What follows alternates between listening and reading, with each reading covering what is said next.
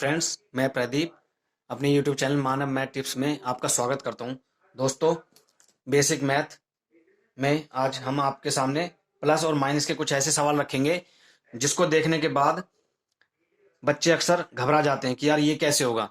जबकि अगर आप उसे ध्यान से देखो और ये कोशिश करोगे सॉल्व करने की तो बहुत आसानी से सॉल्व हो जाते हैं। तो चलिए दोस्तों, बिना देरी किए सवालों को देख लेते हैं। दोस्तों, पहला एग्जाम्पल है हमारा माइनस का 4 जमा में माइनस का 4, यानी कि माइनस के 4 को प्लस करना माइनस के 4 से।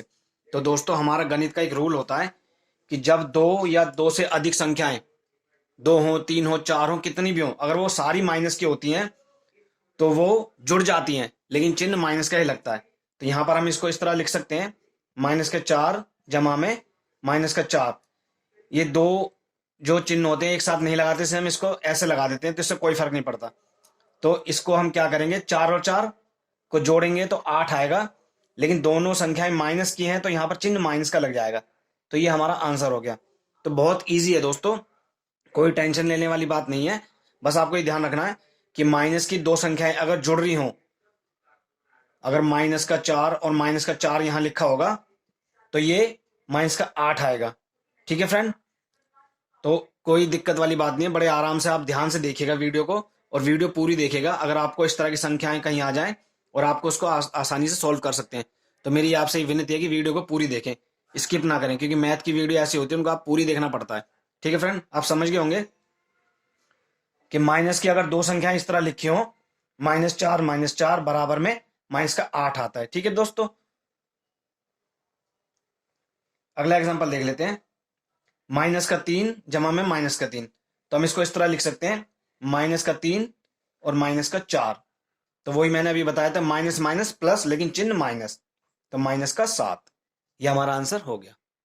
ठीक है फ्रेंड, तीसरा एग्जांपल देख लेते हैं। माइनस के 6 में जमा करना में प्लस का 3, तो माइनस का 6 जमा में प्लस का 3, जिसके सामने कुछ नहीं आता तो जमा होता है, ये तो मैंने आपको बता चुका हूं। तो अब यहां पर देखिएगा दोस्तों, हमेशा जब माइनस और प्लस की दो संख्याएं आती हैं तो संख्या घटती है, संख्या हमेशा घटेगी, लेकिन चिन्ह आएगा बड़ी संख्या का। तो 6 में से अगर हम 3 को घटाते हैं, 3 को अगर हम घटाएंगे तो यहां पर 3 आएगा, लेकिन यहां बड़ी संख्या क्या है, 6, तो चिन्ह बड़ी संख्या का लगेगा। तो 6 में से 3 घटाएंगे तो माइनस का 3। दोस्तों, उम्मीद है समझ में आ गया। एक बार समझ लेते हैं कि जब ऐसी संख्याएं आती है जहां प्लस और माइनस होते हैं तो हमेशा संख्याएं घटती हैं, लेकिन चिन्ह हमेशा बड़ी संख्या का आता है। तो 6 में से 3 को हम घटाएंगे तो माइनस का 3 आ जाएगा, ये हमारा आंसर आ जाएगा। तो उम्मीद है दोस्तों ये एग्जाम्पल भी आपको समझ में आ गया होगा। अगला एग्जाम्पल देखते हैं।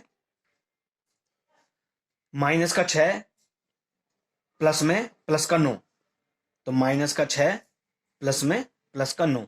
तो मैंने अभी बताया था, इस तरह के इक्वेशन में संख्याएं घटेंगी लेकिन चिन्ह बड़ी संख्या का आएगा।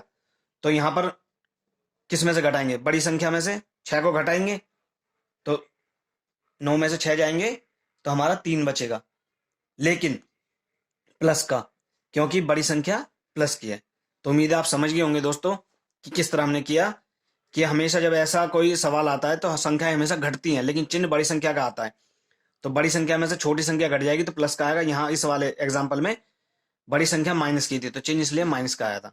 ठीक है फ्रेंड, पांचवा एग्जाम्पल देख लेते हैं। यहां दिया हुआ है 39 प्लस में 7, और यहां कुछ नहीं है तो ये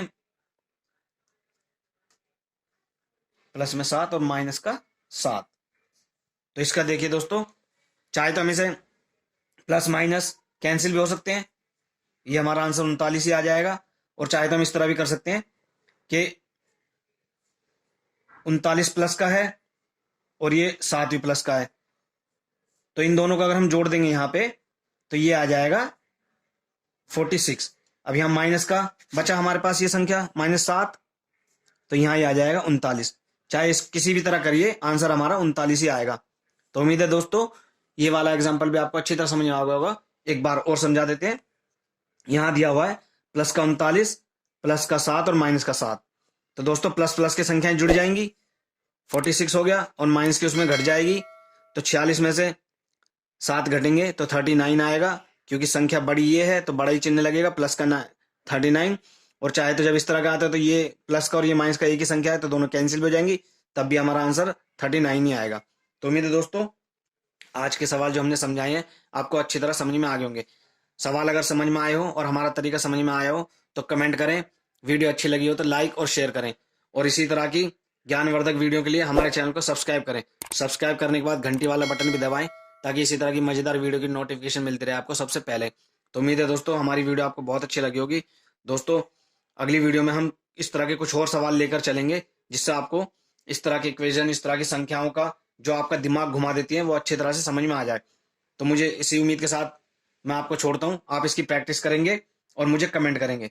तो चलिए दोस्तों अगली वीडियो तक के लिए गुड बाय।